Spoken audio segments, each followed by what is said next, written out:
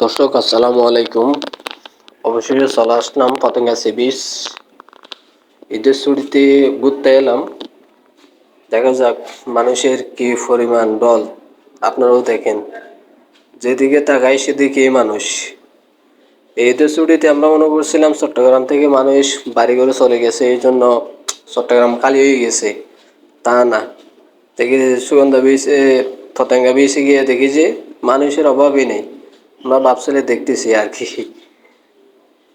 তো আমরা ভাবছিলে একটা জায়গা দেখতে গেলাম, ওইটা হলো একদম অনুষ্ঠানের মতো। সি বিচ করলো আর কি, অনুষ্ঠানের মতো। আমরা ভাবছিলে 2 আঙ্গুলে দেখাই দিলাম, আমার পোলাও দেখাই দিল আপনাদেরকে। তো কেমন লাগছে একটু জানাবেন সবাই। আশা করি সবাই ভালো থাকবেন। দোয়া করবেন, সবাই ভালো থাকবেন। আল্লাহ হাফেজ, খুদা হাফেজ। সবাইকে অনেক অনেক ধন্যবাদ। টাটা।